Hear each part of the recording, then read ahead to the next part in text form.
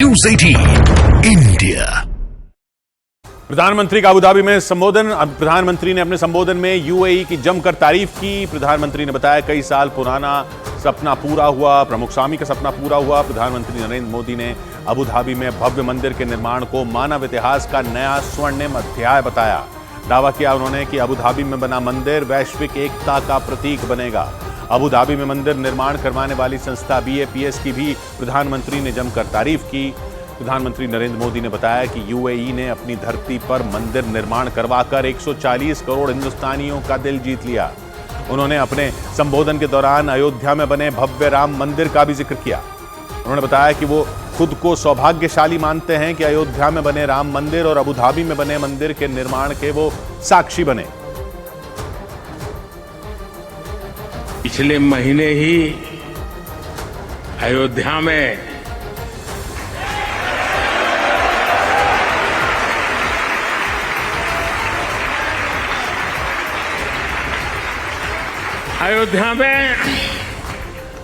भव्य राम मंदिर का सदियों पुराना सपना पूरा हुआ है। रामलला अपने भवन में विराजमान हुए हैं। पूरा भारत और हर भारतीय उस प्रेम में, उस भाव में अभी तक डूबा हुआ है। और अपने संबोधन से पहले प्रधानमंत्री नरेंद्र मोदी ने यूएई के अबुधाबी में पहले हिंदू मंदिर का उद्घाटन किया। उद्घाटन के बाद प्रधानमंत्री ने मंदिर में पूजा भी की। इस मंदिर को BAPS यानी बोचासनवासी श्री अक्षर पुरुषोत्तम स्वामी नारायण नाम की संस्था ने करीब 700 करोड़ रुपए की लागत से बनवाया। और 27 एकड़ में फैले इस भव्य मंदिर का प्रधानमंत्री मोदी ने फीता काटकर उद्घाटन किया। इस बेहद खास मौके पर वहां मंदिर के कुछ संत भी मौजूद रहे। मंदिर के उद्घाटन के बाद प्रधानमंत्री ने वहां वैश्विक आरती की।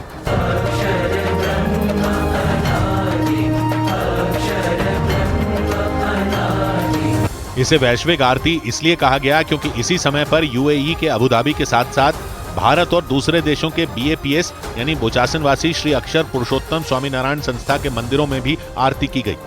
बाद में प्रधानमंत्री ने मंदिर में मौजूद अलग अलग देवी देवताओं की पूजा भी की। इससे पहले मंदिर पहुंचने के बाद BAPS संस्था के संत और स्वामी ईश्वर चरण दास ने उनका जोरदार स्वागत किया। इसके बाद प्रधानमंत्री मोदी ने पूरे मंदिर परिसर का जायजा लिया। वो वॉल ऑफ हार्मनी के सामने कई अधिकारियों और संतों से भी मिले। वॉल ऑफ हार्मनी यूएई की सबसे बड़ी 3D प्रिंटेड दीवार है जो 45 मीटर लंबी और 4.5 मीटर ऊंची है। इस दीवार पर दुनिया के 26 स्मारकों को दिखाया गया है। वैश्विक आरती में शामिल होने के बाद प्रधानमंत्री मोदी मंदिर की नक्काशी को निहारते नजर आए। उनके साथ मंदिर के एक संत भी दिखे जो उन्हें मंदिर के अलग अलग हिस्सों की जानकारी देते दिखाई दिए। और अबुधाबी में बना पहला हिंदू मंदिर कई मायनों में खास है क्योंकि करीब 27 एकड़ में फैले इस मंदिर में अयोध्या में बने राम मंदिर की तरह ही स्टील और लोहे का इस्तेमाल नहीं किया गया। हालांकि इस भव्य मंदिर का निर्माण करवाने वाली संस्था का दावा है कि बिना स्टील और लोहे के इस्तेमाल से बना ये मंदिर 1000 साल तक यूं ही चमकता रहेगा। आध्यात्म के केंद्र इस मंदिर को अबुधाबी में अल वक्बा नाम की जगह पर बनाया गया जो दुबई से अबुधाबी के बीच शेख जायद हाईवे पर मौजूद है। इस मंदिर का निर्माण BAPS यानी बोचासनवासी अक्षर पुरुषोत्तम स्वामीनारायण संस्था ने करवाया। BAPS ने 1997 में इस मंदिर के निर्माण का सपना देखा था जो करीब 27 साल में पूरा हो सका। इस भव्य मंदिर के लिए 2017 में अबुधाबी के प्रिंस ने जमीन दी थी और अप्रैल 2019 में प्रधानमंत्री नरेंद्र मोदी ने इसका शिलान्यास किया था। करीब 5 साल में 27 एकड़ में फैले इस मंदिर को 700 करोड़ की लागत में तैयार कर दिया गया। संगमरमर से बने मंदिर के खंभों पर अद्भुत शिल्पकारी दिखी। हर खंभे पर हिंदू देवी देवताओं की तस्वीरें उकेरी गईं। और नक्काशी के लिए खास तौर से भारत से कारीगरों को अबुधाबी बुलाया गया था। इस मंदिर को बनवाने वाली संस्था ने बताया कि मंदिर में हाथों से नक्काशी की गई यानी किसी भी तरह की मशीन का इस्तेमाल नहीं किया गया। और इसकी झलक पूरे मंदिर में जगह जगह दिखाई दी। पश्चिम एशिया में हिंदुओं का यह सबसे बड़ा मंदिर है। इस मंदिर की ऊंचाई 180 फीट है जबकि मंदिर की लंबाई 262 फीट है। मंदिर को कुछ इस तरह से बनाया गया है कि इसमें एक साथ 10,000 लोग पूजा पाठ कर सकेंगे। इस भव्य मंदिर में कुल 7 शिखर, 2 गुंबद और 410 नक्काशीदार खंभे बनाए गए। मंदिर का मुख्य हिस्सा 13 एकड़ जमीन पर बनाया गया जबकि बची हुई 13 एकड़ जमीन पर पार्किंग की व्यवस्था की गई। अबू धाबी में इस मंदिर के निर्माण में राजस्थान के जयपुर के 15,000 टन गुलाबी पत्थरों का इस्तेमाल किया गया, जबकि करीब 18 लाख ईंटें भी लगाई गई। उधर बड़ी खबर आई किसान आंदोलन से जुड़ी। दिल्ली जाने की जिद पर अड़े किसानों और केंद्र सरकार के बीच चंडीगढ़ में शाम 5 बजे तीसरी मीटिंग होगी। पंजाब के पटियाला में किसान नेता जगजीत सिंह डल्लेवाल और सरवण पंढेर ने इसकी जानकारी दी। बताया गया कि इस मीटिंग में केंद्रीय कृषि मंत्री अर्जुन मुंडा के अलावा पीयूष गोयल और नित्यानंद राय भी मौजूद रहेंगे, क्योंकि वीडियो कॉन्फ्रेंसिंग के जरिए किसान नेताओं और केंद्रीय मंत्रियों के बीच मीटिंग बेनतीजा रही। इसीलिए लंबी बातचीत के लिए किसानों को चंडीगढ़ बुलाया गया। उम्मीद ये की जा रही है कि इस मीटिंग में किसान और सरकार के बीच समझौता हो जाएगा, लेकिन अगर बात नहीं बनी तो किसानों का यह आंदोलन जारी रह सकता है। आंदोलन के दूसरे दिन भी पंजाब और हरियाणा के बीच मौजूद शंभू बॉर्डर पर प्रदर्शनकारी किसानों और पुलिस के बीच जोरदार भिड़ंत हुई। प्रदर्शनकारियों को हरियाणा की सीमा में घुसने से रोकने के लिए पुलिस ने उन पर एक के बाद एक आंसू गैस के कई गोले छोड़े और उसकी वजह से पंजाब की तरफ शंभू बॉर्डर पर प्रदर्शन कर रहे किसानों के बीच भगदड़ मच गई, क्योंकि आसमान से गिरने वाले आंसू गैस के गोले न सिर्फ जोरदार आवाज के साथ फटे, बल्कि उनसे बेहिसाब धुआं भी निकला। इसी वजह से किसान बचने के लिए वहां से भागते नजर आए। शंभू बॉर्डर पर हो रहे बवाल की जो तस्वीरें सामने आई, उनमें आसमान से किसानों पर आंसू गैस के गोले बरसते दिखे। मशीन की रेंज कम पड़ी तो पुलिस ने ड्रोन से आंसू गैस के गोले गिराए, लेकिन इस बार किसानों ने भी पुलिस के इस एक्शन से निपटने की पूरी तैयारी कर रखी थी। वहां से आई एक तस्वीर में आंसू गैस के गोले गिरने के बाद किसान उन पर गीली बोरियां फेंकते दिखाई दिए। इस दौरान आंसू गैस से बचने के लिए किसान मुंह पर कपड़ा बांधे रहे। यही नहीं, जब पुलिस ने उन पर वाटर कैनन का इस्तेमाल किया तो किसानों ने भी पुलिस वालों पर पानी की बौछार शुरू कर दी। बताया गया कि शंभू बॉर्डर पर 5,000 से ज्यादा किसान इकट्ठा हुए, जो किसी भी कीमत पर दिल्ली जाने की जिद पर अड़े रहे। इसीलिए हरियाणा पुलिस ने उन्हें रोकने के लिए शंभू बॉर्डर पर अपनी पूरी ताकत झोंक दी। लेकिन इसके बाद भी किसान अपनी जिद छोड़ने के लिए तैयार नहीं। और तो और शंभू बॉर्डर पर किसानों ने पुलिस की तरफ से आंसू गैस के गोले गिराने के लिए इस्तेमाल किए जा रहे ड्रोन को पतंग उड़ाकर गिराने की भी कोशिश की। मतलब किसानों ने पतंग को ही अपना हथियार बना लिया। इसका एक वीडियो सामने आया और उस वीडियो में आसमान में उड़ रहे ड्रोन के पास एक पतंग उड़ती नजर आई, क्योंकि वो ड्रोन किसानों की भीड़ को तितर बितर करने के लिए आंसू गैस के गोले गिराने की फिराक में था। लेकिन जैसे ही वो भीड़ के ऊपर पहुंचा, एक पतंग उसके आसपास मंडराने लगी। प्रदर्शन कर रहे किसानों की कोशिश ये थी कि पतंग की डोर में उलझाकर किसी तरह उस ड्रोन को नीचे गिरा दिया जाए। इसी वजह से वो पतंग ड्रोन को अपनी डोर में फंसाने के लिए कभी दाईं तरफ तो कभी बाईं तरफ उड़ती दिखी। थोड़ी देर तक तो आसमान में ड्रोन और पतंग के बीच मुकाबला चलता रहा, लेकिन बाद में पुलिस का वो ड्रोन वहां से लौट गया। हालांकि कुछ देर बाद ही वो ड्रोन फिर लौटा और उसने भीड़ पर आंसू गैस के गोले गिरा दिए। इस दौरान किसानों ने पतंग से उसे नीचे गिराने की फिर कोशिश की। नीचे खड़े लोगों ने भी ड्रोन पर पत्थर फेंके, लेकिन ऊंचाई ज्यादा होने की वजह से किसानों के पत्थर उस ड्रोन तक नहीं पहुंच सके। इसी वजह से वो ड्रोन आंसू गैस के गोले गिराने के बाद वहां से निकल गया। और दिल्ली कूच करने की कोशिश कर रहे किसानों और पुलिस के बीच हरियाणा के खनौरी बॉर्डर पर भी झड़प हो गई। हरियाणा पुलिस ने पंजाब की तरफ से आने वाले किसानों को रोकने के लिए बॉर्डर को पहले ही बंद कर दिया था, लेकिन दिल्ली की तरफ कूच करने के लिए किसानों का जत्था वहां आकर डट गया। किसानों को रोकने के लिए तैनात पुलिस और सुरक्षा बल के जवानों ने आंसू गैस के गोले दाग दिए। इसके बाद वहां अफरा तफरी मच गई। धुएं से बचने के लिए मुंह पर कपड़ा बांधकर किसान इधर उधर भागते दिखे। वहां मौजूद किसानों ने आरोप लगाया कि पुलिस ने उन पर गोलियां भी चलाई। खनौरी बॉर्डर हरियाणा के जींद जिले में पंजाब से लगने वाली सीमा पर मौजूद है और किसानों की कोशिश है कि यहां से उनका जत्था करीब 200 किलोमीटर का सफर तय करके दिल्ली पहुंच जाए। हालांकि खनौरी बॉर्डर पर डटे किसानों के लिए पुलिस का पहरा तोड़कर दिल्ली पहुंचना आसान बिल्कुल नहीं है, क्योंकि बॉर्डर पार करने के बाद उन्हें हरियाणा के कई शहरों से भी होकर गुजरना होगा। लेकिन पुलिस की तैयारी ऐसी है कि किसानों की मुश्किलें बढ़ सकती हैं। और इसी तरह दिल्ली और हरियाणा के बीच मौजूद सिंघू बॉर्डर पर भी पुलिस ने किसानों को रोकने के लिए पुख्ता तैयारी की। बॉर्डर पर कंक्रीट के बैरिकेड, कटीले तार और सड़क पर कील लगाने के अलावा चप्पे चप्पे पर सुरक्षा बल के जवानों को तैनात कर दिया गया, ताकि किसी भी सूरत में किसानों का जत्था दिल्ली में दाखिल न हो सके। हालांकि सिंघू बॉर्डर से किसानों का जत्था करीब 210 किलोमीटर दूर हरियाणा और पंजाब के बीच मौजूद शंभू बॉर्डर पर पहुंचा। लेकिन 2020 में हुए किसान आंदोलन से सबक लेते हुए इस बार सिंघू बॉर्डर को अभेद्य किले में तब्दील कर दिया गया। कंक्रीट के बड़े बड़े बैरिकेड, सड़क पर कटीले तार और कीले लगाने के अलावा वहां बड़ी संख्या में सीआरपीएफ और आरएएफ के जवानों को तैनात कर दिया गया। जिस तरीके से पूरे इलाके को इस वक्त छावनी में तब्दील किया गया है, किसानों का यहाँ तक पहुँचना असंभव लग रहा है। जमीन ही नहीं बल्कि आसमान से भी बॉर्डर पर नजर रखी गई। बाकायदा दिल्ली पुलिस के अधिकारी लाउडस्पीकर से सुरक्षा बल के जवानों को निर्देश देते भी सुनाई दिए। हमारा उद्देश्य इनको रोकना है, दिल्ली में जाके ये अराजकता न फैलाएं, वायलेंस न करें, इसलिए हमें इनको बॉर्डर पे रोकना है। मतलब किसानों को रोकने के लिए पूरे सिंघू बॉर्डर को छावनी में तब्दील कर दिया गया, लेकिन पुलिस के इस सुरक्षा इंतजाम की वजह से आसपास रहने वाले लोगों की मुसीबतें बढ़ गईं। इस बीच हरियाणा के रोहतक में किसान आंदोलन के समर्थन में धरने पर बैठे प्रदर्शनकारियों को पुलिस ने हटा दिया। प्रदर्शनकारियों की पुलिस अधिकारियों से हुई बातचीत का एक वीडियो भी सामने आया, जिसमें पुलिस अधिकारी प्रदर्शनकारियों पर राजनीति करने का आरोप लगाता दिखा। क्यों राजनीति समझाओ फिर? क्या शर्म नहीं आती तने? कल भी करे थे, मानता नहीं। हालांकि प्रदर्शनकारी सफाई देते रहे। उन्होंने ये तक कहा कि वो शांतिपूर्ण प्रदर्शन कर रहे हैं।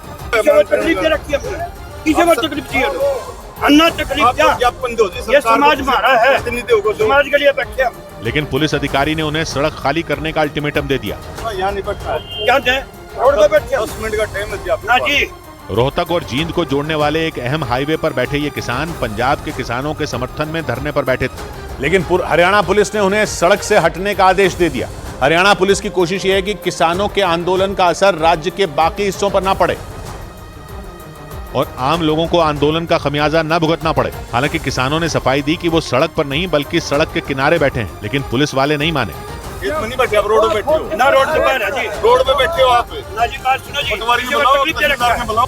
प्रदर्शनकारियों की नेताओं से हुई बातचीत का जो वीडियो सामने आया, उसमें पुलिस अधिकारी बार बार उन पर राजनीति चमकाने का आरोप लगाता रहा। देखो पूरे हरियाणा में आप भी समझदार हो, कौन बैठा है? आप क्यों अपनी राजनीति समझाओ? बाद में प्रदर्शनकारी सड़क से दूर बैठकर आंदोलन जारी रखने को तैयार हो गए। उधर पश्चिम बंगाल में संदेश खाली पर बवाल बढ़ गया। संदेश खाली जाने पर अड़े बंगाल बीजेपी के अध्यक्ष सुकांत मजूमदार की एक बार फिर पुलिस से धक्का मुक्की हो गई। इस वजह से वो बेहोश तक हो गए। कुछ दिन पहले संदेश खाली में आदिवासी समुदाय ने टीएमसी नेता शाहजहां शेख के खिलाफ प्रदर्शन किया था। उन्होंने शाहजहां शेख पर गंभीर आरोप लगाए थे। इसी मुद्दे पर सुकांत मजूमदार संदेश खाली जाने के लिए निकले और एक बार फिर बवाल हुआ। इस बार उत्तर 24 परगना के टाकी इलाके में हंगामा हुआ। वहां पुलिस ने सुकांत मजूमदार के समर्थकों को दौड़ा दौड़ा कर पीटा। एक समर्थक को तो कई पुलिस वालों ने घेर लिया और उस पर लाठियां बरसा दी। पुलिस के हाथों में डंडे देखकर सुकांत मजूमदार के समर्थक यहां वहां भागे। जिसे जो रास्ता दिखा वो उधर दौड़ा। पुलिस वालों ने भी उनका पीछा किया और जो आदमी उनके हाथ लगा उसकी डंडों से पिटाई कर दी। पुलिस लाठीचार्ज कर रही है। ये सारा हंगामा उत्तर 24 परगना के टाकी इलाके में उस होटल के बाहर हुआ जहां रात से सुकांत मजूमदार ठहरे थे और सुबह होते ही वो संदेश खाली जाने के लिए निकले, लेकिन पुलिस ने उन्हें रोक दिया और उन्हें संदेश खाली के कई इलाकों में धारा 144 लागू होने की जानकारी दी। लेकिन सुकांत मजूमदार वहां जाने पर अड़ गए और अपनी गाड़ी के बोनेट पर खड़े होकर पुलिस का विरोध शुरू कर दिया। उन्होंने पुलिस पर उन्हें नजरबंद करने का आरोप लगाया। इस बीच 2 पुलिसकर्मी भी गाड़ी के बोनेट पर चढ़ गए और सुकांत मजूमदार को वहां से उतारते दिखे। इसका विरोध करने के लिए एक महिला भी बोनेट पर चढ़ गई और वहीं पर खींचतान शुरू हो गई। इसी खींचतान में सुकांत मजूमदार गिर गए और बेहोश हो गए। इसके बाद उनके बॉडीगार्ड उन्हें वहां से ले गए। उनके समर्थक भी उनके पीछे चल दिए और इसी के बाद बवाल शुरू हो गया और पुलिस ने खूब लाठियां चलाई। क्योंकि सुकांत मजूमदार के समर्थक और पुलिस आमने सामने आ गए। सुकांत मजूमदार को गाड़ी में बिठाकर वहां से ले जाने में तो पुलिस को खूब पसीना बहाना पड़ा, क्योंकि जिस समय सुकांत मजूमदार को गाड़ी में लाया गया वो बेहोश थे। गाड़ी के बोनेट पर गिरने के बाद उन्हें जैसे तैसे पुलिस की गाड़ी तक लाया गया। वो गाड़ी में बेसुध पड़े रहे, किसी के सवाल का जवाब नहीं दिया।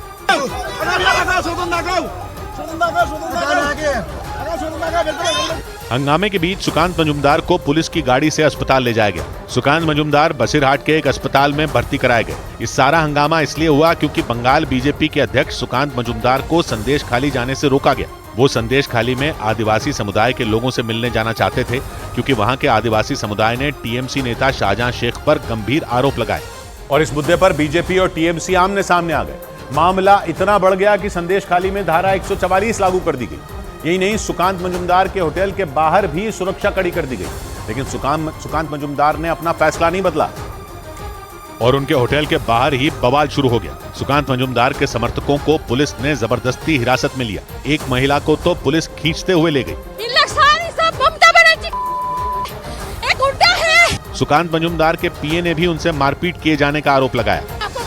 पूरा मारा ये कान धर के पूरा खींच के लाया गाड़ी से उतर के। एक दिन पहले उत्तर 24 परगना के बसीरहाट में भी खूब बवाल हुआ था। वहां सुकांत मजूमदार और उनके समर्थक संदेश खाली के मुद्दे पर एसपी ऑफिस का घेराव करने पहुंचे थे, लेकिन प्रदर्शन के दौरान ही पुलिस ने उन पर लाठीचार्ज कर दिया था। इसके बाद रात में सुकांत मजूमदार को हिरासत में लिया गया। हालांकि इसके कुछ घंटे बाद उन्हें रिहा कर दिया गया, लेकिन सुबह होते होते फिर हंगामा हो गया और बंगाल के संदेश खाली पर सियासी पारा चढ़ गया। बीजेपी और टीएमसी दोनों ने एक दूसरे पर हमला किया। बीजेपी ने बंगाल सरकार पर संदेश खाली के आदिवासी समुदाय को नजरअंदाज करने का आरोप लगाया और बंगाल की कानून व्यवस्था पर सवाल उठाया। जंगल राज कैसा होता है? बिल्कुल ममता राज जैसा होता है। इसके बाद टीएमसी ने बीजेपी पर लोगों को भड़काने का आरोप लगा दिया। করলেন প্রেস কনফারেন্স স্পোক্সম্যান ভারতীয় জনতা পার্টি, এরা দুজনেই should be booked for hate speech. संदेश खाली के आदिवासी समुदाय की कई महिलाओं ने टीएमसी नेता शाहजहां शेख के करीबियों पर उनका शोषण करने का आरोप लगाया था। इसी के बाद संदेश खाली पर राजनीति तेज हो गई। इस बीच बंगाल के संदेश खाली की आदिवासी समुदाय की महिलाओं के मुद्दे पर पटना में भी प्रदर्शन हुआ। वहां यह प्रदर्शन बिहार में बीजेपी की महिला मोर्चा की कार्यकर्ताओं ने किया। उन्होंने बंगाल सरकार पर बीजेपी कार्यकर्ताओं को जबरन जेल में बंद करने का आरोप भी लगाया और पटना में ममता बनर्जी का पुतला फूंका। ये प्रदर्शन बीजेपी की महिला मोर्चा की कार्यकर्ताओं ने किया। पुतला जलाने के बाद उन्होंने उसे जमीन पर गिरा दिया और उसे पैरों से मारा। पटना में यह प्रदर्शन बंगाल के संदेश खाली की आदिवासी महिलाओं के मुद्दे पर हुआ। बीजेपी ने उसके नेताओं को संदेश खाली की आदिवासी महिलाओं से मिलने से रोकने का आरोप लगाया। एक दिन पहले उत्तर 24 परगना के बसीरहाट में हंगामे ने तो उसका पारा ही चढ़ा दिया और बंगाल के संदेश खाली की आग पटना तक पहुंच गई। उधर तुर्की में जमीन खिसकने से दहशत मच गई। तुर्की के एर्जिनजन में जमीन खिसकने से भारी तबाही मच गई। वहां जमीन खिसकने की वजह से 9 लोग लापता हो गए और इसकी जानकारी मिलते ही प्रशासन ने हादसे वाली जगह पर राहत बचाव के लिए 400 कर्मचारियों की टीम तैनात कर दी ताकि लोगों को जल्द से जल्द वहां से बाहर निकाला जा सके। अमेरिका के कैलिफोर्निया में जमीन का एक बड़ा हिस्सा खिसकने से दहशत मच गई। इसके बाद वहां के कई घरों को खाली करना पड़ा। गनीमत यह रही कि इस हादसे में किसी तरह का कोई नुकसान नहीं हुआ। महाराष्ट्र के नासिक में खाद्य विभाग ने 250 टन मिलावटी सुपारी जब्त कर ली। खाद्य विभाग के मुताबिक इस मिलावटी सुपारी का इस्तेमाल गुटखा बनाने में किया जाना था। ये मिलावटी सुपारी 11 ट्रकों में भरकर कर्नाटक से दिल्ली भेजी जा रही थी। इधर मध्य प्रदेश के बैतूल में आदिवासी समुदाय के एक लड़के के साथ दरिंदगी का वीडियो वायरल होने के बाद पूरे राज्य में बवाल मच गया। इस वीडियो में कुछ बदमाश आदिवासी समुदाय के उस लड़के के कपड़े उतरवाकर उसे बुरी तरह पीटते नजर आए और वो भी बेल्टों से। उस वीडियो में आदिवासी समुदाय का वो लड़का बगैर कपड़ों के उल्टा लटका नजर आया और एक आदमी उस पर बेल्टों की बरसात करता दिखाई दिया। बताया गया कि दरिंदगी का ये मामला करीब 3 महीने पुराना था। आरोप है कि उन बदमाशों ने आदिवासी समुदाय के उस लड़के को मुंह बंद रखने की धमकी दी थी। हालांकि वीडियो वायरल होने के बाद कुछ लोगों ने पुलिस में उन बदमाशों के खिलाफ शिकायत दर्ज करा दी और कपड़े उतारे और उल्टा टांगा और मारपीट की।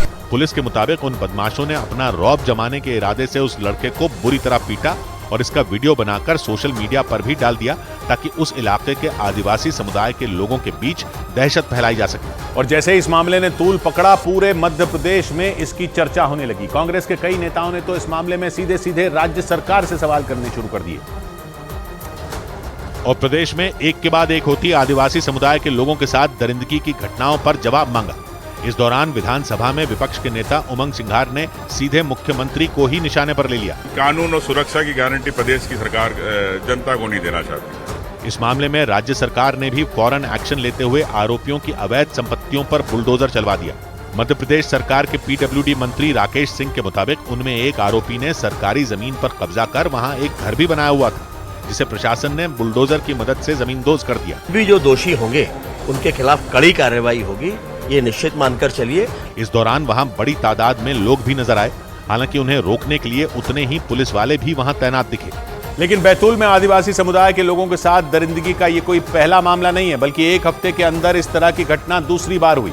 2 दिन पहले भी बैतूल में एक लड़के की पिटाई का वीडियो वायरल हुआ था और उस वीडियो में कुछ लोग राजू उइके नाम के आदिवासी समुदाय के लड़के पर लात घूंसे बरसाते नजर आए थे। इस दौरान वो उन लोगों से बार बार उसे छोड़ देने की गुहार लगाता भी सुनाई दिया था। हालांकि उन लोगों ने राजू उइके पर जरा भी रहम नहीं खाया था और उसे बुरी तरह पीटा था। भाई हॉकी दे यार, मैं तो उससे बोलता नहीं। इस मामले ने भी जबरदस्त तूल पकड़ा था और बैतूल पुलिस ने वीडियो में दिखने वाले 4 आरोपियों के खिलाफ मामला दर्ज कर लिया था। लेकिन एक हफ्ते के अंदर इसी तरह का एक दूसरा मामला सामने आ गया। हालांकि बताया गया कि ये वीडियो 3 महीने पुराना था, लेकिन इसके वायरल होने के बाद पुलिस ने आरोपियों की तलाश शुरू कर दी। इधर यूपी के पीलीभीत में एक बाघ ने सबको डरा दिया। उत्तर प्रदेश के पीलीभीत में पर्यटकों की गाड़ी के सामने अचानक एक बाघ के आ जाने से दहशत फैल गई। उस बाघ को अपने सामने देख पर्यटकों ने अपनी गाड़ी रोक दी। इसके बाद वो बाघ भागकर जंगल में चला गया। दक्षिण भारतीय फिल्मों के एक्टर ममूटी की नई फिल्म ब्रह्मयुगम के मुख्य किरदार का नाम भारी विवाद के बाद बदल दिया गया। इसे लेकर केरल हाईकोर्ट में एक याचिका दाखिल की गई थी, क्योंकि इस फिल्म के मुख्य किरदार का नाम पुंजमोन पोट्टी है, जिसे फिल्म में काला जादू करते दिखाया गया है। खास बात यह कि याचिकाकर्ता का नाम भी पुंजमोन है और उनकी दलील थी कि इस नाम की वजह से उन्हें समाज में बदनामी झेलनी पड़ सकती है। विवाद के बाद इस किरदार का नाम बदलकर कोडुमोन पोट्टी कर दिया गया। सीबीएसई ने किसान आंदोलन की वजह से दिल्ली की मौजूदा ट्रैफिक स्थिति को लेकर छात्रों और अभिभावकों को ये सलाह दी कि वो बोर्ड परीक्षाओं के लिए घर से थोड़ा जल्दी निकलें। उधर महाराष्ट्र के पुणे में बन रही एक 4 मंजिला इमारत में दरार पड़ने के बाद उसे ध्वस्त कर दिया गया। इमारत के गिरने का एक वीडियो भी सामने आया, जिसे देखने के बाद आसपास रहने वाले लोग बुरी तरह सहम गए, क्योंकि अगर वक्त रहते उस इमारत को नहीं गिराया गया होता तो वहां कोई बड़ा हादसा भी हो सकता था। पुणे के पिंपरी चिंचवड इलाके में हुई इस घटना का एक वीडियो भी सामने आया। उसमें वो 4 मंजिला इमारत ताश के पत्तों की तरह बिखरती दिखाई दी। इमारत के गिरने के बाद वहां धूल का गुबार छा गया और जब धूल हटी तो वहां हर तरफ मलबा बिखरा नजर आया। बताया गया कि उस जगह पर सिर्फ 2 मंजिला इमारत बनाने की इजाजत दी गई थी, लेकिन नियमों को ताक पर रखकर वहां 4 मंजिला इमारत खड़ी कर दी गई। इसी वजह से इस बिल्डिंग में पहले दरार पड़ी और फिर वो एक तरफ झुक गई। इसका पता चलते ही आसपास रहने वाले लोगों में हड़कंप मच गया। डर की वजह से लोग अपने घरों से बाहर निकल आए। फौरन फायर ब्रिगेड और पुलिस को इसकी जानकारी दी गई। थोड़ी देर में वहां फायर ब्रिगेड की टीम पहुंच गई। मामले की गंभीरता को देखते हुए आसपास की इमारतों को खाली करा लिया गया, मगर रात होने की वजह से उस इमारत को नहीं गिराया गया, बल्कि उसे किसी तरह रोक कर रखा गया। हालांकि रात भर उस इमारत के गिरने का डर बना रहा, लेकिन सुबह होते ही प्रशासन की टीम ने उसे जमींदोज कर दिया। इधर सोनिया गांधी ने राजस्थान से राज्यसभा के लिए नामांकन दाखिल कर दिया। इससे पहले राजस्थान से पूर्व प्रधानमंत्री मनमोहन सिंह राज्यसभा सदस्य चुने गए थे। उनका कार्यकाल इस बार पूरा हो गया। उन्होंने फिर से चुनाव लड़ने से इनकार कर दिया था और इसके बाद सोनिया गांधी ने राजस्थान की राज्यसभा सीट के लिए नामांकन दाखिल किया। सोनिया गांधी के नामांकन दाखिल करते समय राहुल गांधी, प्रियंका गांधी और अशोक गहलोत भी वहां मौजूद रहे। इससे पहले सोनिया गांधी ने जयपुर में कांग्रेस विधायकों से मुलाकात की। वहां उनका सम्मान किया गया और इस दौरान राहुल गांधी को प्रधानमंत्री पद का उम्मीदवार बनाने की बात भी निकल आई। और हमारा एक लक्ष्य है कि हमारा नेता राहुल गांधी जी देश का प्रधानमंत्री बने। सोनिया गांधी 2004 से यूपी के रायबरेली से लोकसभा सांसद हैं, लेकिन इस बार वो राजस्थान से राज्यसभा चुनाव लड़ेंगी और उनकी जीत लगभग तय मानी जा रही है। लेकिन सोनिया गांधी के राजस्थान से राज्यसभा चुनाव लड़ने पर बीजेपी और कांग्रेस में जबानी जंग छिड़ गई और बीजेपी ने राजस्थान से मनमोहन सिंह के बजाय सोनिया गांधी के चुनाव लड़ने पर तंज कस दिया। सोनिया जी और मनमोहन सिंह जी की उम्र में ज्यादा अंतर नहीं है, तो मनमोहन सिंह जी जैसे विद्वान आते तो और मजा आता। लेकिन राजस्थान कांग्रेस के नेताओं ने सोनिया गांधी के फैसले को एनडीए के लिए खतरे की घंटी माना। एनडीए गवर्नमेंट आज बनी हुई है, उनके भी कान खड़े होंगे कि सोनिया गांधी जी का रिश्ता as a Rajya Sabha member Rajasthan से हैं। राजस्थान में 3 सीटों पर राज्यसभा चुनाव होंगे। बीजेपी ने 2 और कांग्रेस ने 1 उम्मीदवार मैदान में उतारा और राज्यसभा चुनाव के फॉर्मूले के हिसाब से तीनों की जीत तय मानी जा रही है। उधर महाराष्ट्र के यवतमाल में एक भीषण सड़क हादसा हो गया। महाराष्ट्र के यवतमाल में एक तेज रफ्तार कार पुल से टकराकर नदी में गिर गई। इस दर्दनाक हादसे में 3 लोगों की मौत हो गई। नागरिक उड्डयन मंत्रालय ने मुंबई एयरपोर्ट पर अव्यवस्था को लेकर एयरपोर्ट प्रशासन को कड़ी फटकार लगाई। इसके साथ ही मुंबई एयरपोर्ट से कुछ उड़ानों पर प्रतिबंध भी लगा दिया गया, जबकि मुंबई एयरपोर्ट भारत का दूसरा सबसे व्यस्त एयरपोर्ट है। अमेरिका के लुइजियाना में मार्डी ग्रास त्योहार मनाया गया। इस त्योहार में अलग अलग देशों के लोग सड़कों पर उतरकर खुलेआम अपने प्यार का इजहार करते हैं। साथ ही ये त्योहार म्यूजिक और अनोखे कपड़ों के लिए मशहूर है। इस बीच हरियाणा के रोहतक से एक दिल दहला देने वाली घटना सामने आई। वहां आधी रात को 2 युवकों को बुरी तरह पीट दिया गया और फिर उन पर गोली चला दी गई। बताया गया कि झगड़ा गाड़ी में गाना बजाए जाने पर शुरू हुआ। और देखते ही देखते बीच सड़क पर मारपीट शुरू हो गई। कुछ लोगों ने 2 युवकों को बुरी तरह पीटा, उन पर गोली भी चलाई। रोहतक में हुई इस घटना का सीसीटीवी वीडियो देखकर तो दिल दहल गया, क्योंकि कई लोग 2 युवकों को बुरी तरह पीटते नजर आए। एक युवक ने तो थोड़ा जवाब भी दिया, लेकिन दूसरे को इन लोगों ने जमीन पर गिरा दिया और फिर उसे खूब पीटा। इसके बाद एक आदमी ने उस पर बंदूक तान दी और गोली चला दी। इसके बाद वो दूसरे युवक की ओर बढ़ा और उस पर भी फायरिंग कर दी। बताया गया कि ये झगड़ा केवल गाड़ी में गाना बजाने पर हुआ और देखते ही देखते गाड़ी में बैठे दोनों युवकों की जान पर बनाई। बंदे उतरे, 5-7 बंदे थे, कुछ ने लात से कड़े मारे और किसी ने गोली फायरिंग करी थी। इस घटना के बाद दोनों लड़कों को अस्पताल में भर्ती कराया गया। एक की हालत तो गंभीर है। उधर तुर्की में भारी बारिश के बाद आई बाढ़ ने जमकर तबाही मचाई। वहां जारी बारिश और जल भराव की वजह से वहां एक आदमी की मौत हो गई, जबकि सैकड़ों लोग बेघर हो गए, क्योंकि उन लोगों के घर पूरी तरह पानी में डूब चुके थे। जहां तक नजर गई सिर्फ पानी ही पानी नजर आया और इसे देखकर ऐसा लगा मानो वो पूरा शहर ही पानी पर बसा हो। लगातार बारिश होने की वजह से पानी लोगों के घरों में घुस गया। ऐसे में लोग अपने अपने घरों की छतों पर चढ़ गए। इसके बाद रेस्क्यू टीम नाव लेकर वहां पहुंची और लोगों को वहां से निकाला। वहां इतना ज्यादा पानी भर चुका था कि उस नाव को चप्पू से चलाना मुश्किल हो गया। ऐसे में रेस्क्यू टीम के जवान कमर तक भरे पानी में उतरे और उस नाव को धक्का लगाया। वहां से आई एक तस्वीर में बीच सड़क पर एक गाड़ी भी पानी में डूबी नजर आई। और ये हाल वहां के किसी एक इलाके का नहीं था, पूरा अंताल्या शहर ही बाढ़ की चपेट में आने से बेहाल हो गया। ऐसे में रेस्क्यू टीम शहर के अलग अलग हिस्सों में पहुंची और नाव के जरिए लोगों को सुरक्षित जगहों पर पहुंचाया।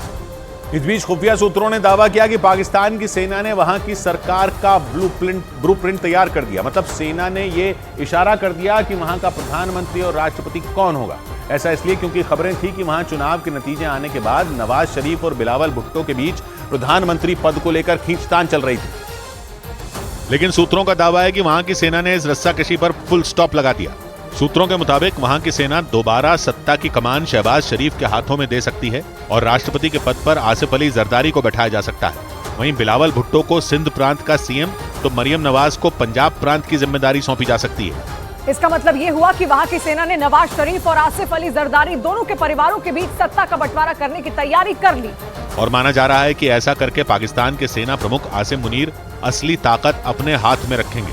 मतलब एक तरह से उन्होंने दोनों ही पार्टियों के बीच बैलेंस बनाने की योजना तैयार कर ली। सूत्रों का दावा तो यह भी है कि आसिफ अली जरदारी ने पाकिस्तानी सेना के सामने ये मांग भी रखी कि 2.5 या 3 साल बाद उनके बेटे बिलावल भुट्टो को पाकिस्तान का पीएम बनाया जाए। और माना जा रहा है कि इसी शर्त के बाद उन्होंने शहबाज शरीफ के नाम का समर्थन करने का वादा किया। इधर अपनी मौत की झूठी खबर फैलाकर पूनम पांडे बुरी तरह फंस गई। अपनी मौत की झूठी खबर फैलाकर सुर्खियों में रही एक्टर पूनम पांडे पर 100 करोड़ के मानहानि का केस दर्ज कर दिया गया। मुंबई के रहने वाले एक आदमी ने फिल्म जगत की छवि को खराब करने का आरोप लगाते हुए उनके खिलाफ ये मुकदमा दायर किया। आरोप लगाया गया कि पूनम पांडे ने कैंसर जैसी गंभीर बीमारी के जरिए पब्लिसिटी जुटाने की कोशिश की। भारतीय खुफिया एजेंसी DRI ने मुंबई के बंदरगाह से मोर के पंखों की एक बड़ी खेप बरामद की। खबर है कि चीन भेजने के लिए इन मोर पंखों की तस्करी की जा रही थी। इनकी कीमत 2 करोड़ से ज्यादा बताई गई। प्रधानमंत्री नरेंद्र मोदी के UAE दौरे के सम्मान में दुबई का बुर्ज खलीफा तिरंगे के रंग में रंगा दिखा। इतना ही नहीं, बुर्ज खलीफा पर गेस्ट ऑफ ऑनर भारत गणराज्य भी लिखा नजर आया।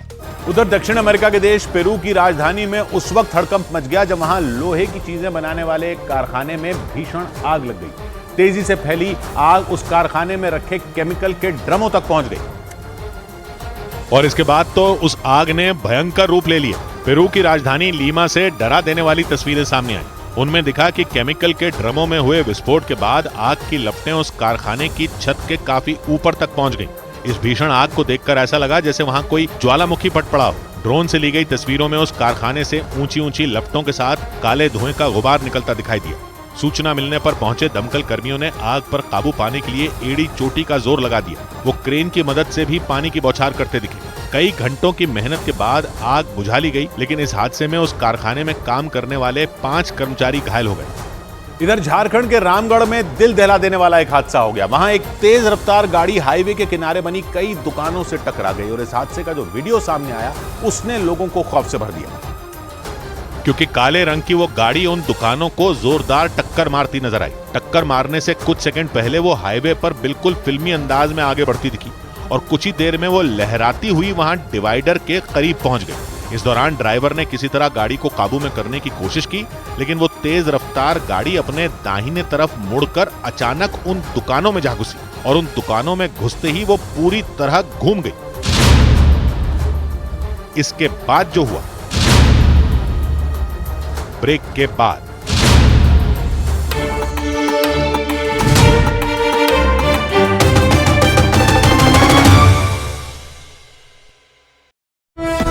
प्रधानमंत्री का अबुधाबी में संबोधन। प्रधानमंत्री ने अपने संबोधन में यूएई की जमकर तारीफ की। प्रधानमंत्री ने बताया कई साल पुराना सपना पूरा हुआ, प्रमुख स्वामी का सपना पूरा हुआ। प्रधानमंत्री नरेंद्र मोदी ने अबुधाबी में भव्य मंदिर के निर्माण को मानव इतिहास का नया स्वर्णिम अध्याय बताया। दावा किया उन्होंने कि अबुधाबी में बना मंदिर वैश्विक एकता का प्रतीक बनेगा। अबुधाबी में मंदिर निर्माण करवाने वाली संस्था BAPS की भी प्रधानमंत्री ने जमकर तारीफ की। प्रधानमंत्री नरेंद्र मोदी ने बताया कि यूएई ने अपनी धरती पर मंदिर निर्माण करवाकर 140 करोड़ हिंदुस्तानियों का दिल जीत लिया। उन्होंने अपने संबोधन के दौरान अयोध्या में बने भव्य राम मंदिर का भी जिक्र किया। उन्होंने बताया कि वो खुद को सौभाग्यशाली मानते हैं कि अयोध्या में बने राम मंदिर और अबुधाबी में बने मंदिर के निर्माण के वो साक्षी बने। पिछले महीने ही अयोध्या में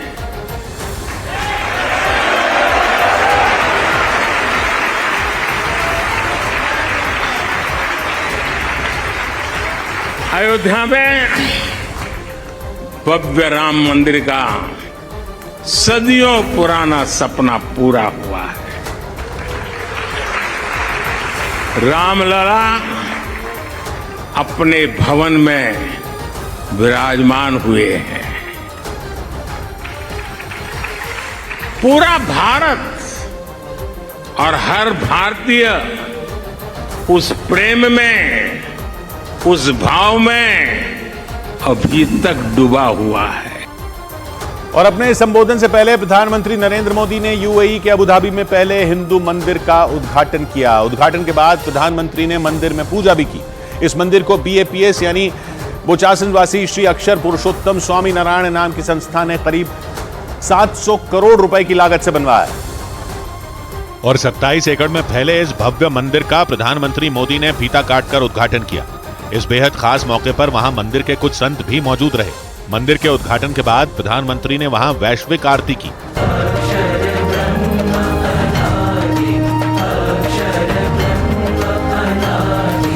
इसे वैश्विक आरती इसलिए कहा गया क्योंकि इसी समय पर यूएई के अबुधाबी के साथ साथ भारत और दूसरे देशों के BAPS यानी बोचासनवासी श्री अक्षर पुरुषोत्तम स्वामी नारायण संस्था के मंदिरों में भी आरती की गई।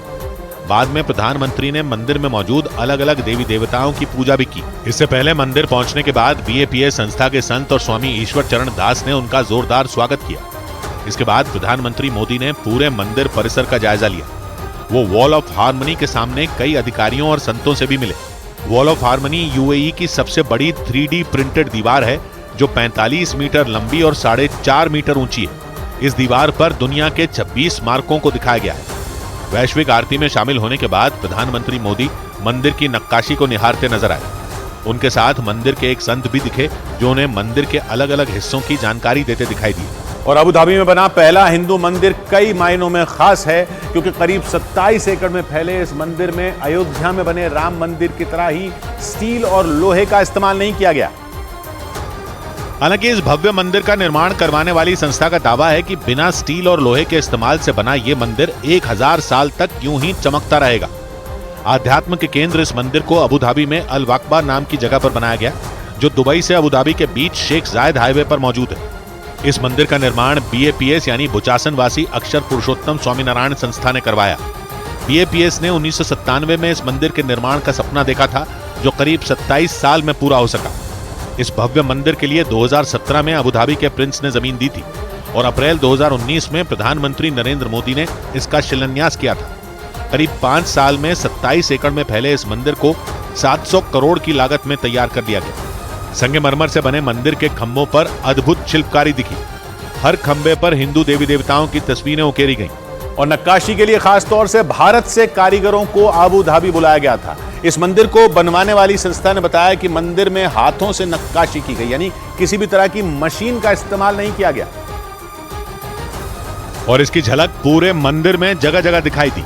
पश्चिम एशिया में हिंदुओं का ये सबसे बड़ा मंदिर है। इस मंदिर की ऊंचाई 180 फीट है, जबकि मंदिर की लंबाई 262 फीट है। मंदिर को कुछ इस तरह से बनाया गया है कि इसमें एक साथ 10,000 लोग पूजा पाठ कर सकेंगे। इस भव्य मंदिर में कुल 7 शिखर, 2 गुंबद और 410 नक्काशीदार खंभे बनाए गए। मंदिर का मुख्य हिस्सा 13 एकड़ जमीन पर बनाया गया, जबकि बची हुई 13 एकड़ जमीन पर पार्किंग की व्यवस्था की गई। अबू धाबी में इस मंदिर के निर्माण में राजस्थान के जयपुर के 15,000 टन गुलाबी पत्थरों का इस्तेमाल किया गया, जबकि करीब 18 लाख ईंटें भी लगाई गई। उधर बड़ी खबर आई किसान आंदोलन से जुड़ी। दिल्ली जाने की जिद पर अड़े किसानों और केंद्र सरकार के बीच चंडीगढ़ में शाम 5 बजे तीसरी मीटिंग होगी।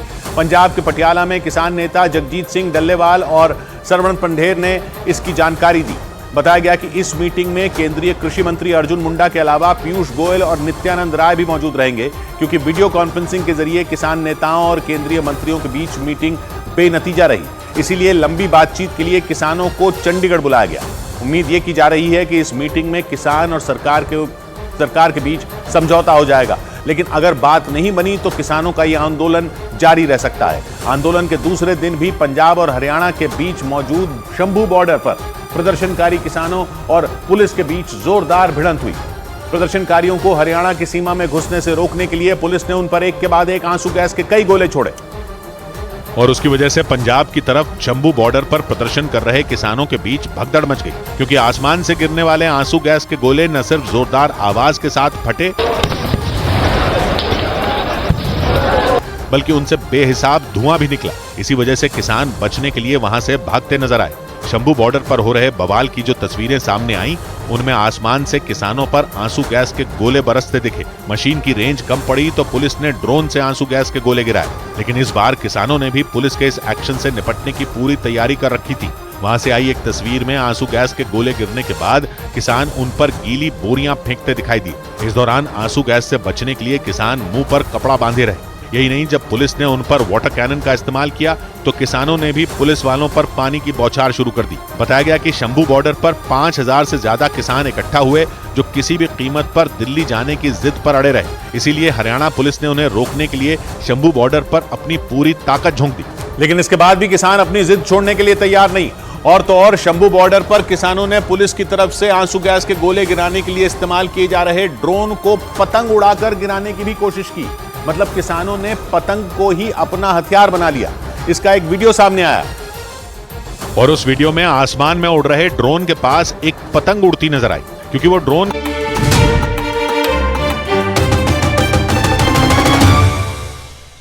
झारखंड के रामगढ़ में दिल दहला देने वाला एक हादसा हुआ।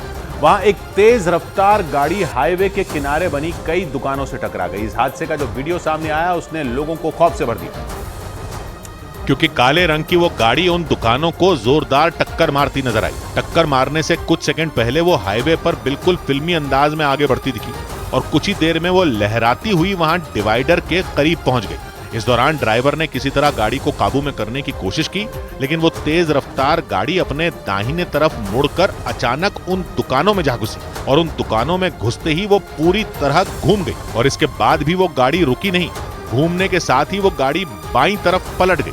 वहां गाड़ी की तेज टक्कर की वजह से उन दुकानों का आधा हिस्सा टूट गया और दुकानों के बाहर खड़ी वो मोटरसाइकिल भी इसकी चपेट में आ गई, जबकि वहां से कुछ दूर खड़े लोग घबरा गए। इधर लखनऊ से आई खबर ने लोगों के रोंगटे खड़े कर दिए। वहां अचानक एक मकान में भीषण आग लग गई और फिर उस मकान में फंसे लोगों को निकालने के लिए बाहर मौजूद लोगों ने अपनी जान जोखिम में डाल दी। और वहां एक आदमी बार बार लात मारकर उस मकान का दरवाजा खोलने की कोशिश करता दिखा।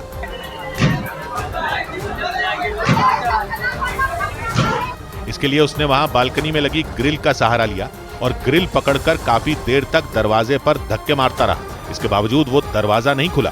इस दौरान उस मकान के अंदर से काला धुआं बाहर निकलता रहा। इसके बाद एक दूसरा आदमी उसकी मदद के लिए वहां पहुंच गया और वो दोनों उस दरवाजे पर डंडा मारते दिखे। तभी आग और तेजी से भड़क गई और उस दरवाजे के ठीक ऊपर की खिड़की से आग की धधकती लपटें बाहर निकलती दिखाई दी।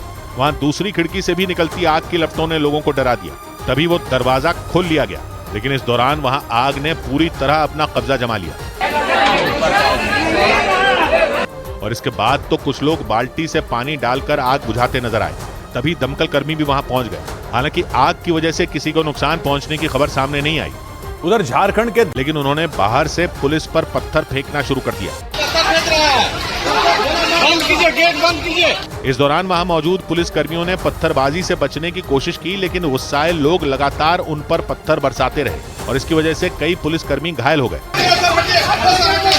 इतना करने के बाद भी उन लोगों का गुस्सा शांत नहीं हुआ और उन्होंने बीच सड़क पर आगजनी भी कर दी। बताया गया कि वहां एक ट्रक से हुई जोरदार टक्कर में उस लड़के की जान चली गई। आरोप है कि इसी बात से गुस्साए गांव वालों ने उस लड़के का शव सड़क पर रखकर बवाल किया। हालांकि बाद में आरोपी ट्रक ड्राइवर ने सरेंडर कर दिया। उधर अमेरिका में फिर भारतीयों को निशाना बनाने की खबर आई। अमेरिका के कैलिफोर्निया में भारतीय मूल के एक परिवार की संदिग्ध हालात में मौत का मामला सामने आया। मरने वालों में केरल के रहने वाले दंपति और उनके 2 बच्चे शामिल हैं। खबर है कि उनमें 2 लोगों के शरीर पर गोलियों के निशान मिले।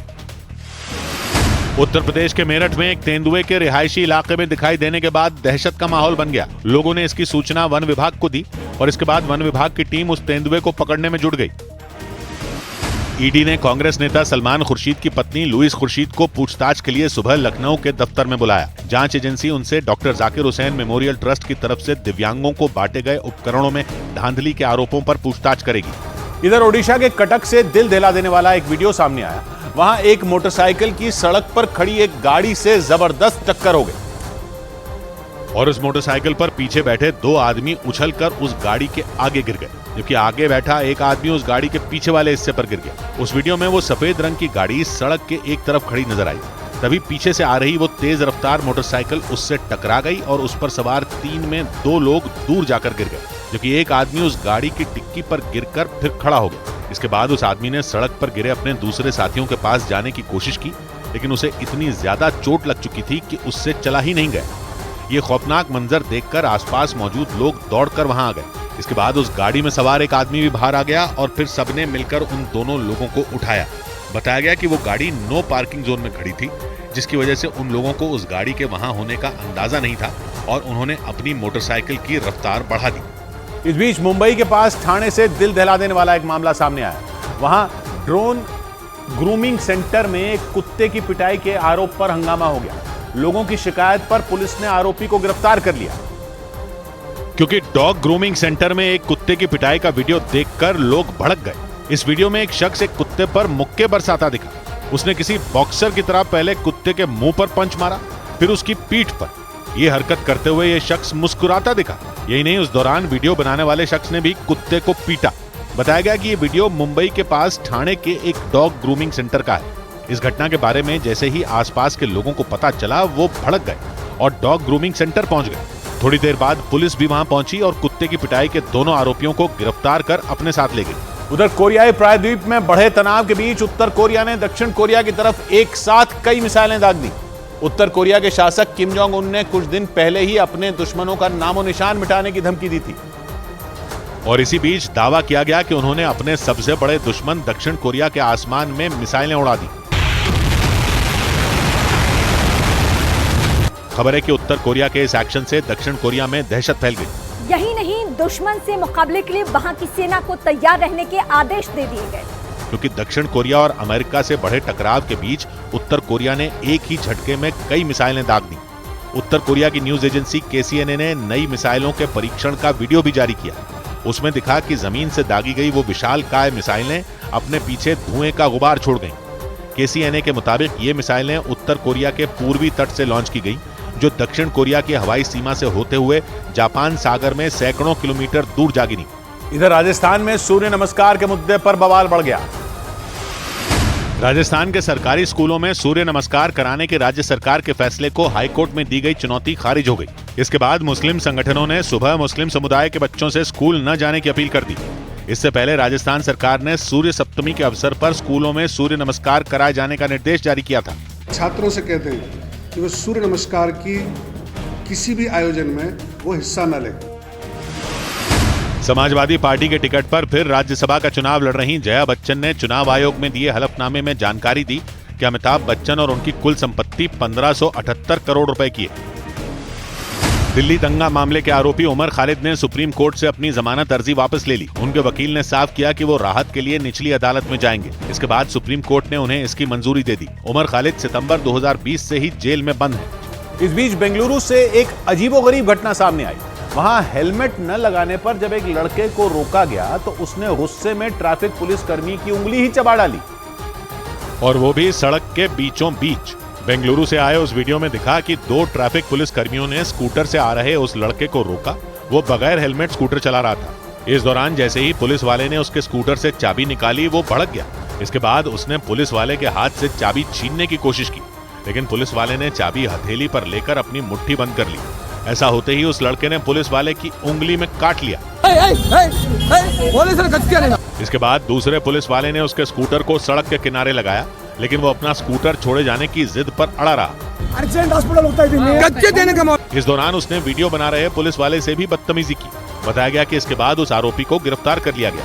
उधर सीरिया में तुर्की ने पीकेके के कई लड़कों को मार गिराने का बड़ा दावा कर दिया। बताया गया कि तुर्की की सेना ने एक गाड़ी में जा रहे पीकेके के लड़ाकों को निशाना बनाया और उन पर ड्रोन हमला कर दिया। और भीषण ड्रोन हमले के बाद वहां जोरदार धमाका होता नजर आया।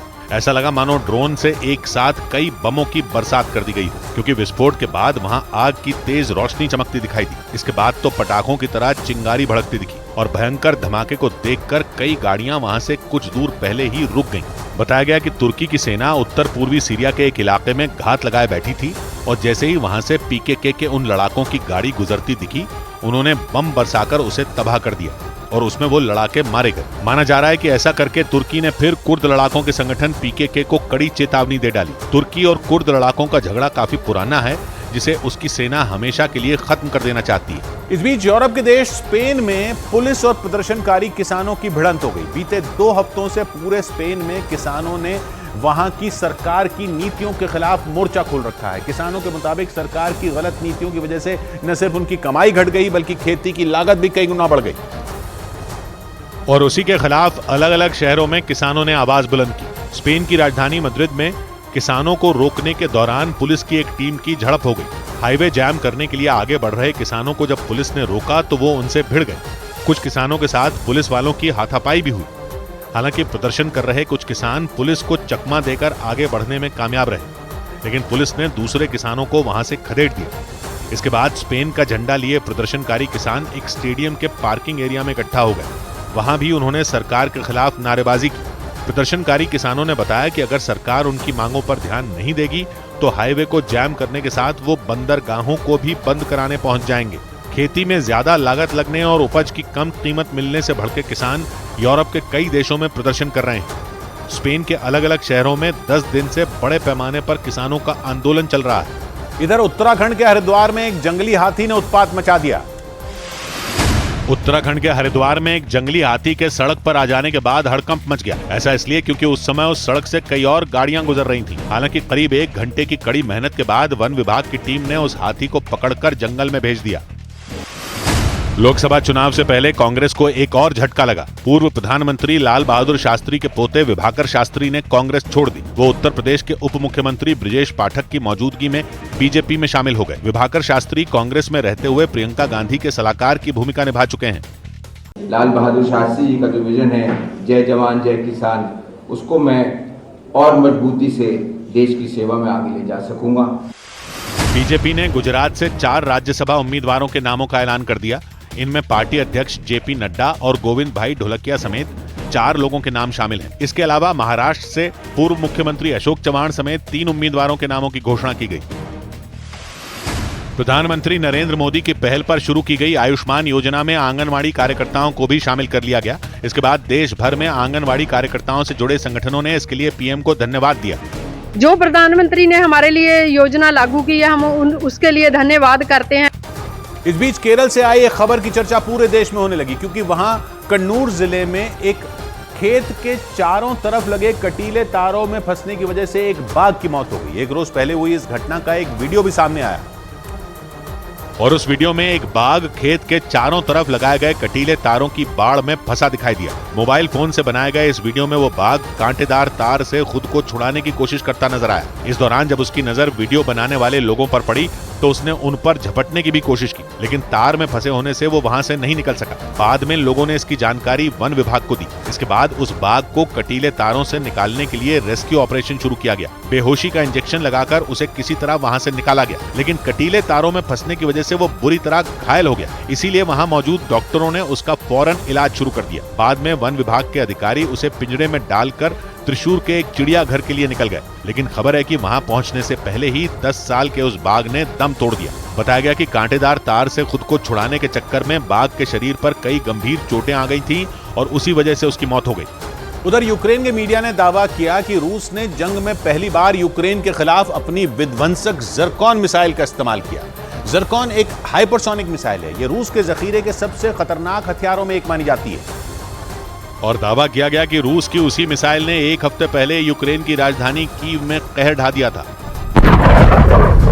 कीव में ज़रकॉन मिसाइल के हमले का दावा यूक्रेन में हथियारों पर रिसर्च करने वाली एक संस्था ने किया।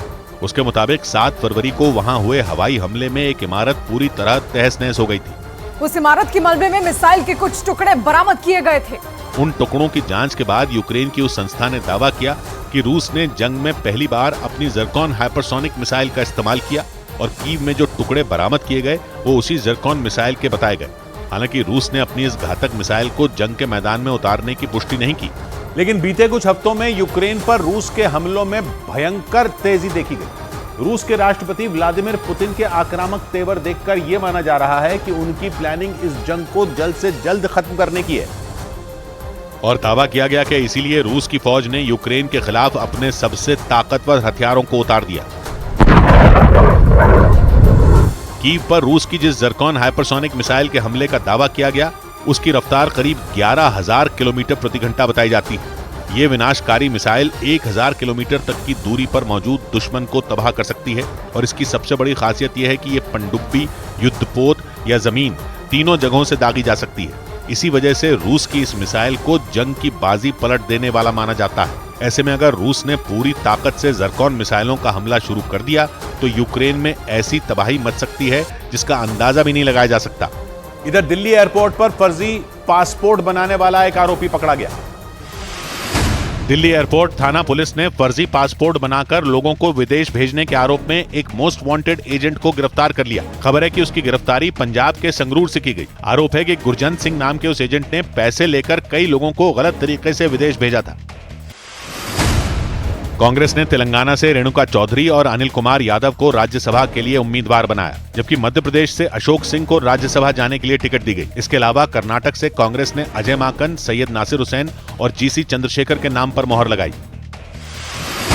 अनंत अंबानी और राधिका मर्चेंट की शादी में मेहमानों को महाबलेश्वर के दिव्यांग कारीगर अपने हाथों से बनी मोमबत्तियां देंगे। रिलायंस इंडस्ट्रीज के चेयरमैन मुकेश अंबानी के बेटे अनंत अंबानी और वीरेन मर्चेंट की बेटी राधिका मर्चेंट की शादी का समारोह 1 से 3 मार्च तक होगा। इस बीच दिल्ली के करीब यूपी के गाजियाबाद में एक मोटरसाइकिल की पार्किंग के चक्कर में ऐसा बवाल हुआ कि सब दंग रह गए। बताया गया कि मामूली बहस के बाद कुछ लड़कों ने उस मोटरसाइकिल वाले की बुरी तरह पिटाई कर दी और उस पर एक के बाद एक कई डंडे बरसाए। इसका जो वीडियो सामने आया उसमें 2 लड़के हाथ में डंडे लिए नजर आए, जबकि एक लड़का उस आदमी को घूंसे मारता दिखाई दिया। जमीन पर बैठा वो आदमी उन लड़कों के वार से बचने की कोशिश करता रहा, लेकिन वो लड़के उसे बेरहमी से डंडे मारते रहे। एक लड़का उसकी पीठ पर डंडे मारता रहा, जबकि दूसरे लड़के ने उसके सिर पर वार कर दिया। इसके बाद वहां खड़ा एक आदमी बीच बचाव करने आया और उसने डंडा मार रहे एक लड़के को पीट कर वहां से भगा दिया। इसे देखकर वहां खड़े दूसरे लड़के भी वहां से भाग गए। बताया गया कि यह सारा विवाद उस आदमी के मोटरसाइकिल खड़ी करने पर हुआ, जिसके बाद उन लड़कों ने अपने दूसरे साथियों को भी वहां बुला लिया और उस आदमी की पिटाई कर दी। जान से मारने की कोशिश करी पूरी, मेरे में कम से कम 100 से 150 लठ बजाए। इसके बाद वो आदमी उसी हालत में पुलिस स्टेशन पहुंचा और उन लड़कों के खिलाफ केस दर्ज करवाया। इधर मध्य प्रदेश के सागर में एक 14 साल के बच्चे पर धारदार हथियार से हमला करने वाले आरोपी की लोगों ने जमकर पिटाई कर दी। बताया गया कि उस लड़के ने एक स्कूल के बाहर उस बच्चे पर जानलेवा हमला कर दिया और इसी वजह से उस बच्चे के घर वालों और आसपास के लोगों का गुस्सा फूट पड़ा। नशे में धुत उस आरोपी पर लोगों ने लाठियां बरसा दी। सड़क किनारे जमीन पर बैठे आरोपी पर एक आदमी बिना रुके डंडे से हमला करता दिखाई दिया। थोड़ी देर बाद पीछे से आए एक दूसरे आदमी ने भी आरोपी की पीठ पर डंडे बरसाने शुरू कर दिए। पिटाई के दौरान आरोपी खुद को बचाने की कोशिश करता दिखा। एक दूसरे वीडियो में एक लड़की भी उस आरोपी की पिटाई करती दिखाई दी। बताया गया कि ये लड़की आरोपी के हमले में घायल 14 साल के लड़के की बहन थी। वहां मौजूद लोगों ने बताया कि दोपहर के वक्त एक स्कूल के पास नशे में धुत इस आरोपी ने कांच के धारदार टुकड़े से उस लड़के पर हमला कर दिया। हालांकि लोगों ने तुरंत उसे पकड़ लिया और पिटाई शुरू कर दी। उधर अमेरिका के फ्लोरिडा से एक ऐसा वीडियो सामने आया जो सुर्खियों में आ गया। वहां इमरजेंसी लैंडिंग के दौरान एक छोटा विमान क्रैश हो गया। इसके बाद तो वहां जबरदस्त दहशत फैल गई और उस हाईवे पर घना काला धुआं छा गया। इसका जो खौफनाक वीडियो सामने आया उसमें क्रैश होने से पहले वो प्राइवेट जेट जमीन के बेहद करीब उड़ता नजर आया और कुछ ही सेकंड बाद वो विमान लड़खड़ाते हुए उस हाईवे के किनारे पर जाकर क्रैश हो गया। इस दौरान उस हाईवे पर कई गाड़ियां चल रही थी, लेकिन उस विमान को जलता देख वहां अफरा तफरी मच गई और उन गाड़ियों की रफ्तार पर ब्रेक लग गया। 9 फरवरी की बताई जा रही इस घटना में 2 लोगों की मौत हो गई। बताया गया कि 5 लोगों को लेकर ओहायो से निकले उस विमान को फ्लोरिडा के नेपल्स एयरपोर्ट पर लैंड होना था, लेकिन इससे पहले ही उसके दोनों इंजन खराब हो गए। ऐसे में उस विमान के पायलट ने हाईवे पर ही इमरजेंसी लैंडिंग की इजाजत मांगी। इसके बाद जब उस पायलट ने सुरक्षित लैंडिंग की कोशिश की तो वो विमान उस हाईवे पर ही क्रैश हो गया। अभी तुम्हारी जमीन से ऊपर उड़ान है ना, अभी तुम्हारी जमीन से ऊपर उड़ान है ना, पलट के आना फिर यहीं पर, ये ध्यान है ना। तो बात की एक बात कही सरबत ने, गुलाम कदमों तले पड़ा था पर उसका बेटा उबल पड़ा। ना समझ है थोड़ा, जवान है। मिलते हैं कल, घड़ी जब इशारा करेगी 9 बजे रात का, वक्त फिर होगा 100 बात की एक बात।